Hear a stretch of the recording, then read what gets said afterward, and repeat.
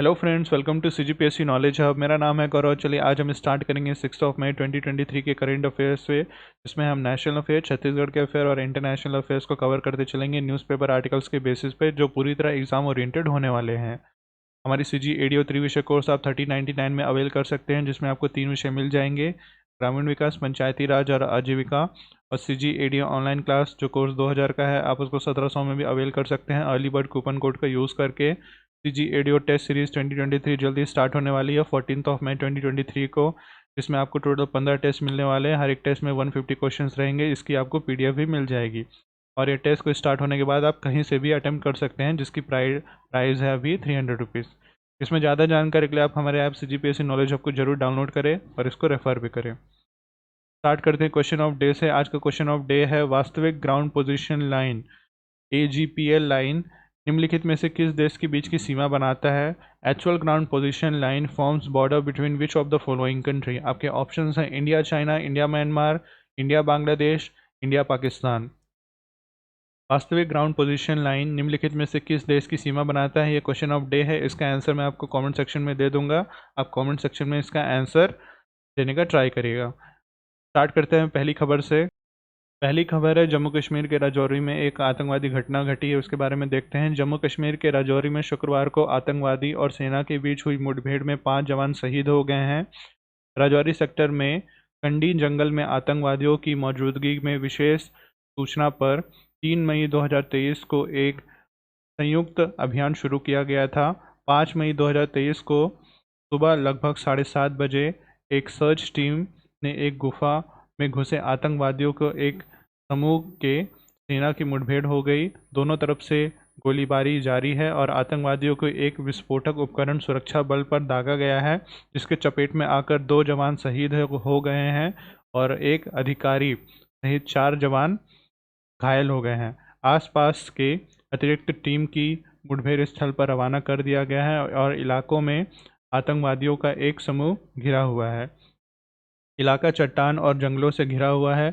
इलाके में आतंकवादियों का एक समूह छिपा हुआ है और सेना द्वारा लगातार ऑपरेशन चलाया जा रहा है। ठीक है, तो ये देखा जाए तो जम्मू कश्मीर राजौरी की एक घटना है। राजौरी एक जम्मू कश्मीर का डिस्ट्रिक्ट है, वहाँ एक आतंकवादी घटना देखने को मिल रही है। इसमें बारामूला में भी एक आतंकवादी घटना हुई थी। बारामूला में मारे गए थे आतंकवादी।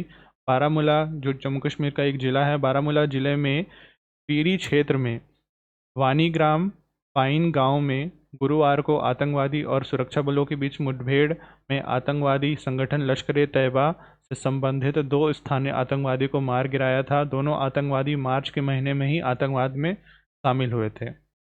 अब देखो, ये जो आतंकवादी घटना हुई है भारत के लिए बहुत चिंता का विषय है।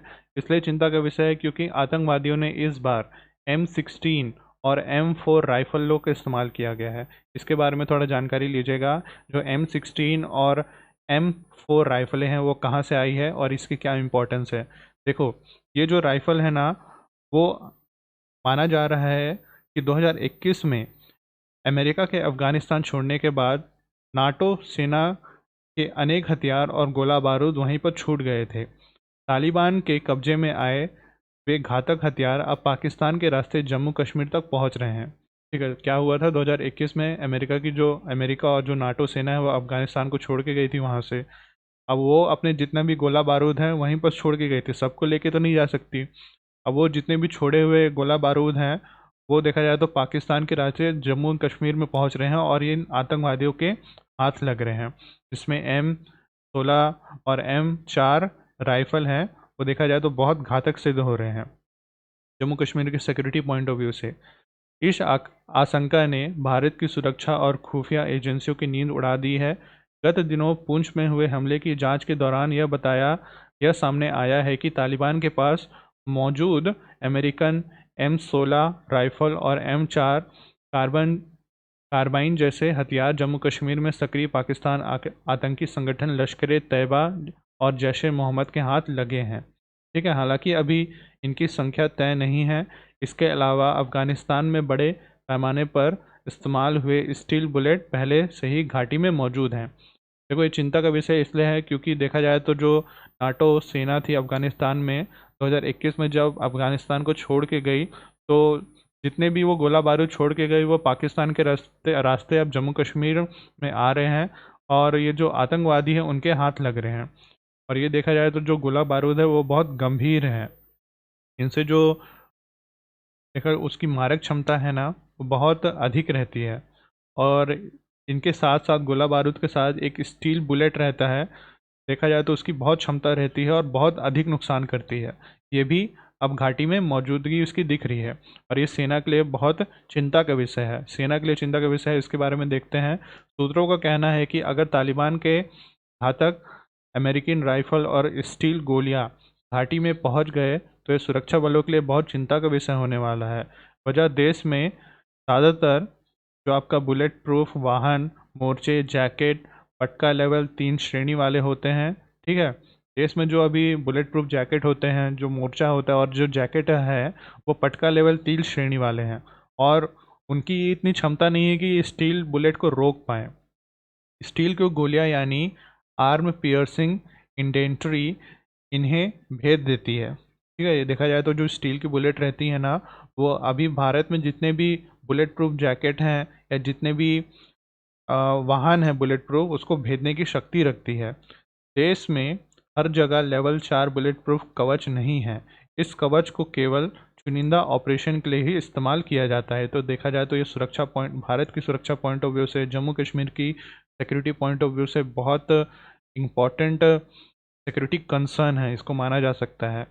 ठीक है, तो आप इसको ध्यान में रखिएगा। ये अभी जम्मू कश्मीर के राजौरी डिस्ट्रिक्ट में एक आतंकवादी घटना देखने को मिली है, जिसमें आतंकवादियों ने M16 और M4 राइफल का इस्तेमाल किया गया है, जो कि अफ़गानिस्तान में जो नाटो सेना ने छोड़ के गई थी ना, वो गोला बारूद अब पाकिस्तान के रास्ते भारत में आना स्टार्ट हो गए हैं, और उसका इस्तेमाल आतंकवादी कर रहे हैं।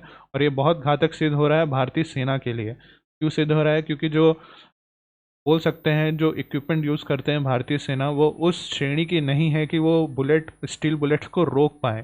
ठीक है, इसलिए देखा जाए तो जो सेना का है वो बहुत नुकसान हो रहा है इससे, तो इसको आप अपने ध्यान में रखिएगा।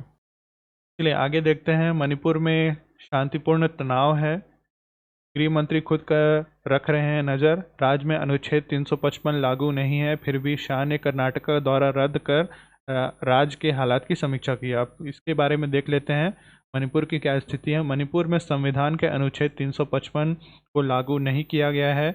इसके तहत केंद्र को किसी राज्य की कानून और व्यवस्था की मशीनरी को संभालने का अधिकार रहता है।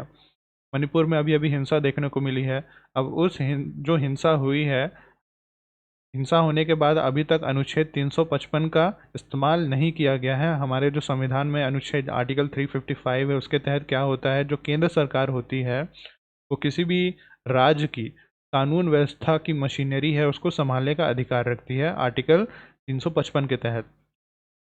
लेकिन केंद्र गृह मंत्री अमित शाह राज्य की स्थिति पर करीबी नज़र बनाए रखे हैं और शुक्रवार को उन्हें समीक्षा बैठक भी की है। शांति व्यवस्था बनाए रखने के लिए केंद्र ने राज्य में अतिरिक्त सुरक्षा बल और आतंकवादी रोधी वाहन भी भेजे हैं। देखो पूरा मामला क्या था। जो मणिपुर में मैताई कम्युनिटी रहते हैं, देखा जाए तो एक मणिपुर का मुख्य हिस्सा है, 53% जनसंख्या वहाँ की मैताई कम्युनिटी है। और देखा जाए तो ये जो आदिवासी और गैर आदिवासी जो ग्रुप है ना उसके बीच एक टकराव है, उसके कारण ये हिंसा सामने देखने को मिल रही है मणिपुर में। इसमें और देखते हैं, दिल्ली रांची से भेजे गए हैं वरिष्ठ अफसर। सूत्रों ने बताया है कि केंद्र की तरफ से शुक्रवार को मणिपुर के लिए केंद्र सशस्त्र पुलिस बल की 20 कंपनियां भेजी गई हैं। इसमें केंद्र रिजर्व पुलिस बल और सीमा सुरक्षा बल की कंपनियां भी शामिल है। इसके अलावा CRPF के DIG रैंक के 5, SSP और SP रैंक के 7 अधिकारी भी सुरक्षा बलों की तैनाती में सहयोग के लिए तैनात किए गए हैं। इसमें कुछ अधिकारी दिल्ली और रांची से भी भेजे गए हैं। अब इसमें ही आगे देखते हैं। 11,500 से अधिक लोग राहत शिविर में हैं। रक्षा प्रवक्ता लेफ्टिनेंट कर्नल महेंद्र रावत ने बताया है कि स्थिति को नियंत्रण में लाने के लिए और लोगों को बाहर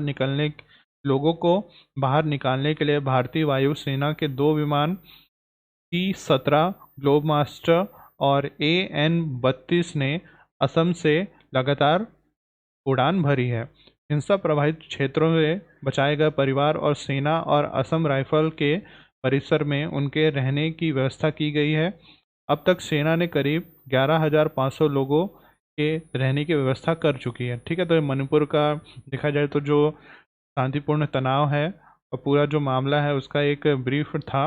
उसमें क्या हुआ है अभी लेटेस्ट डेवलपमेंट, तनाव थोड़ा सा रुक चुका है, लेकिन जो गृह मंत्री हैं हमारे अमित शाह, उन्होंने अपना कर्नाटक का दौरा रद्द किया है और ये जो मणिपुर का हालात है उस पर अपना नज़र बनाए रखे हैं।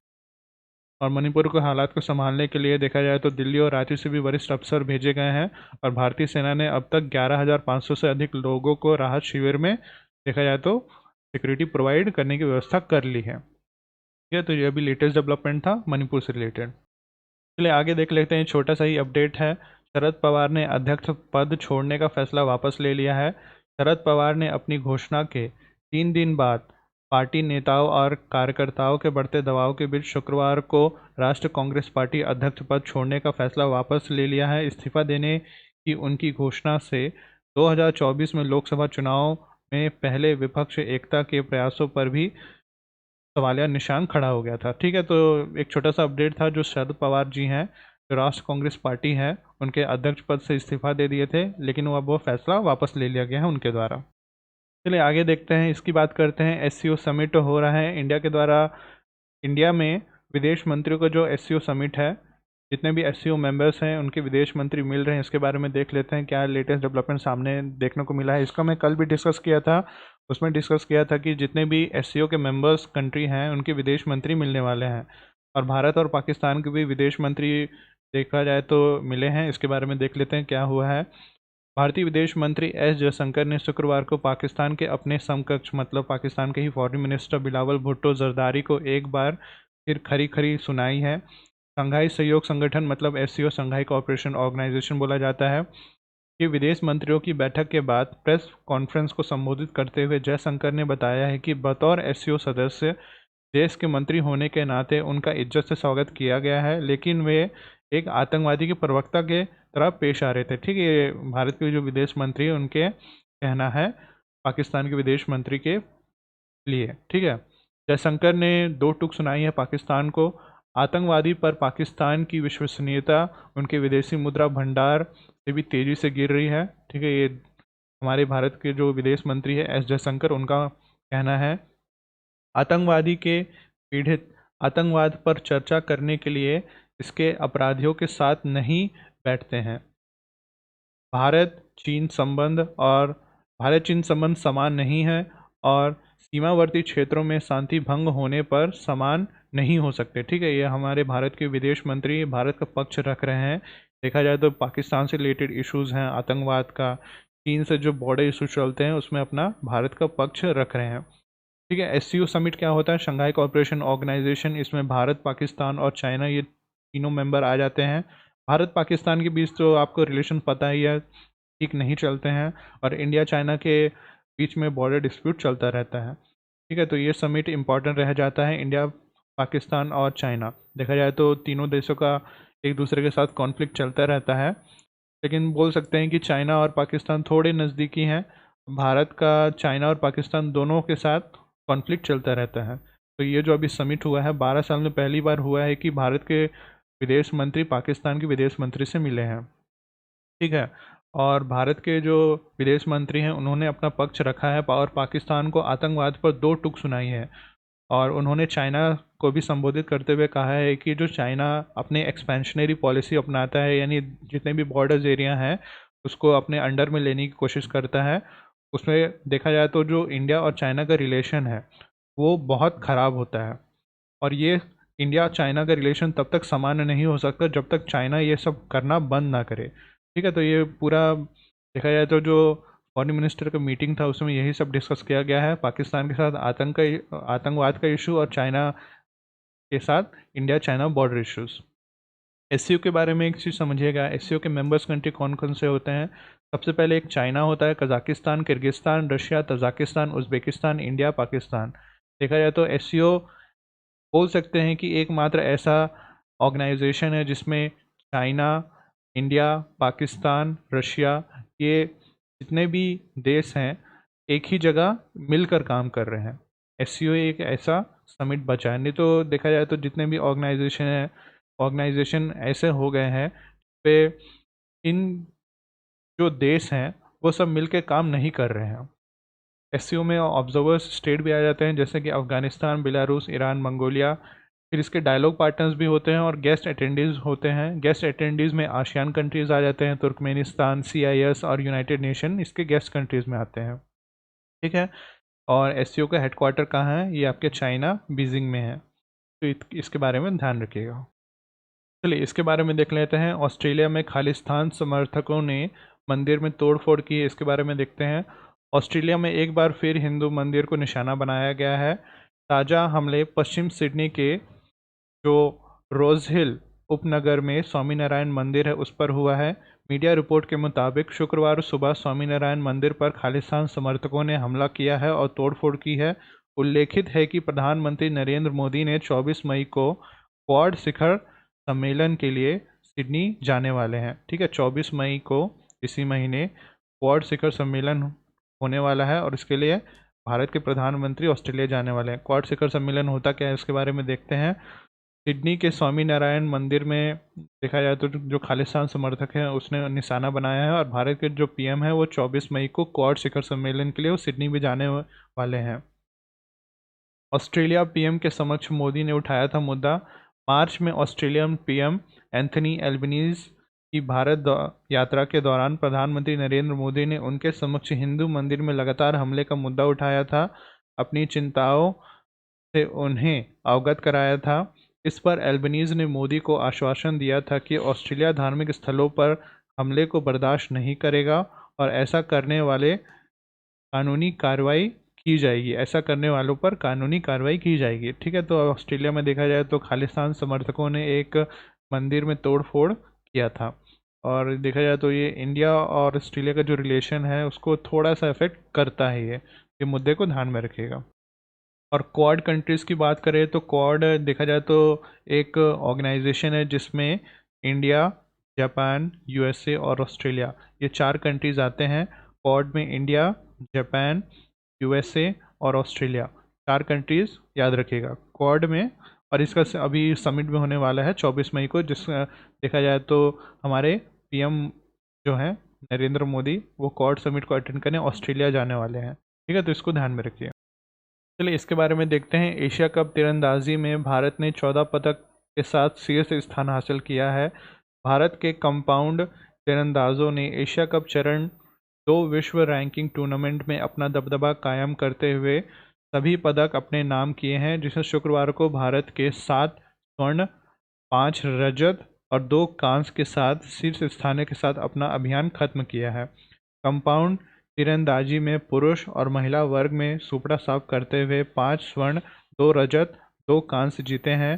भारतीय तीरंदाज सभी 10 स्वर्ण पदक जीतने के दौड़ में थे, लेकिन जो रिकव तीरंदाजी 3 फाइनल हार गए। ठीक है, तो ये देखा जाए तो इंडिया के पॉइंट ऑफ व्यू से इम्पोर्टेंट है।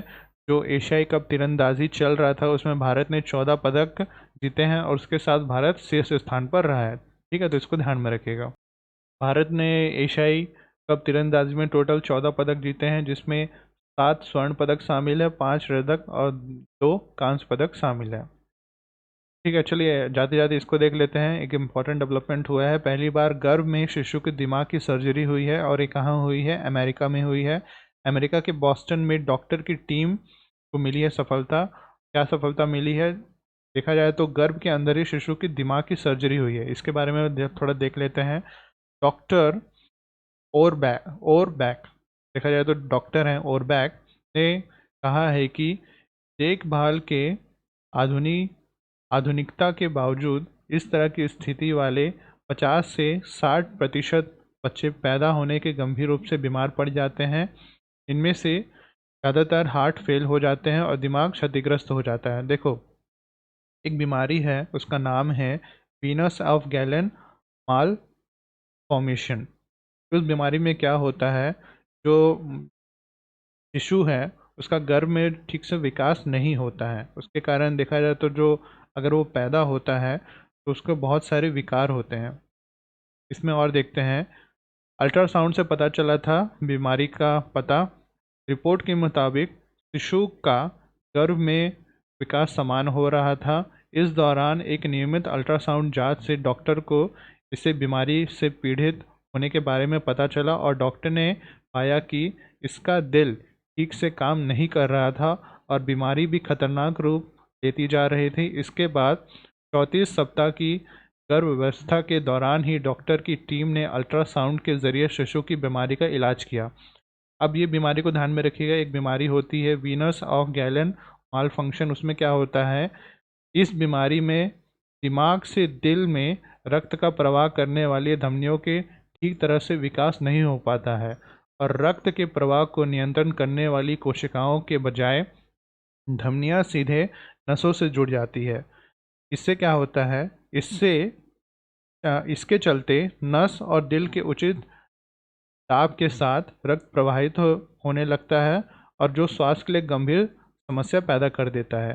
कौन सा बीमारी, Venus of gallon mall formation. देखा जाए तो जो गर्भ में जो शिशु रहता है उसमें होने के चांसेस रहते हैं और इसमें ये इम्पोर्टेंट क्यों हो जाता है, देखा जाए तो ये दुनिया में ऐसा पहली बार हो रहा है कि गर्भ में शिशु की दिमाग की सर्जरी हुई है। ठीक है, और ये कहाँ हुई है, अमेरिका में हुई है। इसको अपने ध्यान में रखिएगा। ठीक है, तो आज के लिए बस इतना ही कवर करते हैं। वीडियो अच्छा लगा तो लाइक करें, चैनल को सब्सक्राइब करें। इस लेक्चर की पीडीएफ आपको हमारे ऐप CGPSC नॉलेज हब में मंथली बेसिस में मिल जाएगी। This is Gaurav Bhandarkar signing off for today. Thank you.